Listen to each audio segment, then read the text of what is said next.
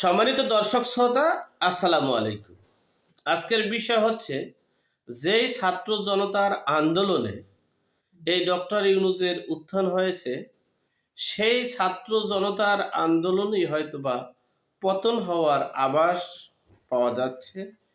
আজকের যে অবস্থা, সে অবস্থাতে সেটাই প্রমাণ মিলছে। দেখেন, আজকের ছাত্র, আজকের স্টুডেন্ট, আজকের শিশু আগামী দিনের ভবিষ্যৎ। ছাত্ররা এই দেশে প্রতিদিন এই শিশু থেকে কিশোর কিশোরী যুবতী সকল বৃদ্ধা পর্যন্ত নারীর নির্যাতন হচ্ছে। শিশু নির্যাতন, নারী নির্যাতন হচ্ছে। সেই শিশু নির্যাতন, নারী নির্যাতনের বিচার প্রত্যক্ষ জনগণের সামনে করার জন্য দ্রুত দৃষ্টান্তমূলক শাস্তি যদি করা হয়, তাহলে এই নারী এবং শিশু নির্যাতনগুলো হবে না। সেই জন্যই সারা ঢাকা শহরে আন্দোলন নামছে শিক্ষার্থী ও সাধারণ জনগণ।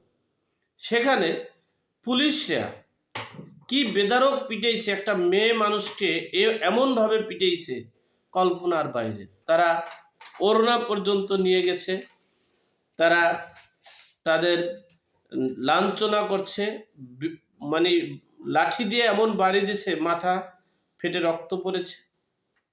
তারা শুধু আন্দোলন করেছে এবং প্রধান উপদেষ্টা ডক্টর ইউনূসের বাসভবনে তারা একটা স্মারকলিপি দেওয়ার জন্য পথযাত্রা শুরু করেছিল। সেখানে সেই স্মারকলিপি দিতে দিবে না, সেজন্য পুলিশ তাদেরকে ধাওয়া করেছে, পিটানো দিয়েছে। মিনিমাম 20 থেকে 30 জন হাসপাতালে চিকিৎসাধীন অবস্থায় আছে। এই যে দেশের আইন শৃঙ্খলা পরিস্থিতি, দেশের জনসাধারণের পরিস্থিতি, এটা তো হতো না যদি বিচার ব্যবস্থা থাকতো। বাংলাদেশে এই গত 7 মাসে বিচার ব্যবস্থা না থাকার কারণে প্রতিদিন নির্বিচারে হত্যা, নির্বিচারে গুম, নির্বিচারে রাহাজানি, নির্বিচারে দখলবাজি চলছে। বিদেয়ী প্রতিটা অঞ্চলে, প্রতিটা জেলায়, প্রতিটা উপজেলায়, প্রতিটা থানায় আন্দোলন সংগ্রাম গড়ে তুলছে। এই ছাত্রদেরকে যেভাবে পিটিয়েছে, আমার মনে হচ্ছে এই ছাত্ররা এবং এই যাদেরকে ধর্ষণ করা হয়েছে তাদের পরিবার, আত্মীয় স্বজন যদি মাঠে নামে, আর সেই মাঠে নামাকে কেন্দ্র করে ডক্টর ইউনূসের পালানোর গতি ছাড়া আমি আর কোনো পথ দেখছি না।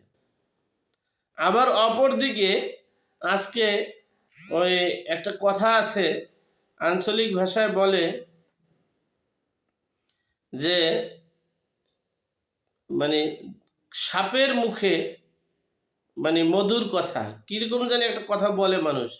যেই আসিফ নজরুল সাহেব, তিনি আইন মন্ত্রণালয়ের মন্ত্রী, তিনি বলেছেন শেখ হাসিনা একটা কাজ সঠিক করেছেন।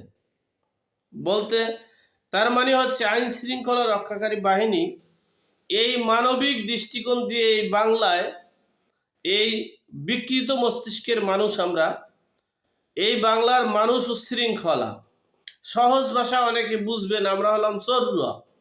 চোররা তো বোঝেন, নদীর পারে, খালের পারে, বিলের পারে। চোররা কোনো কিছু মানে না।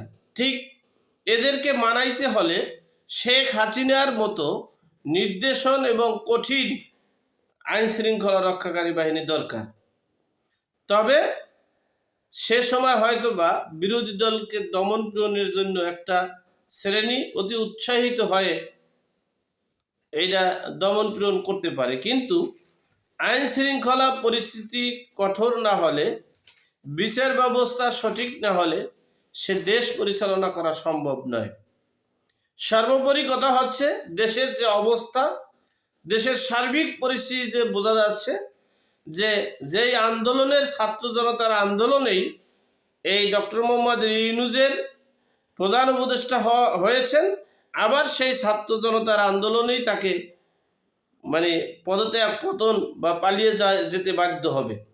আল্লাহ আমাদের সকলকে সঠিক জ্ঞান দান করার তৌফিক দান করুক, বিপদ আপদ বালা মুসিবত থেকে হেফাজত করুক। আমিন। আসসালামু আলাইকুম।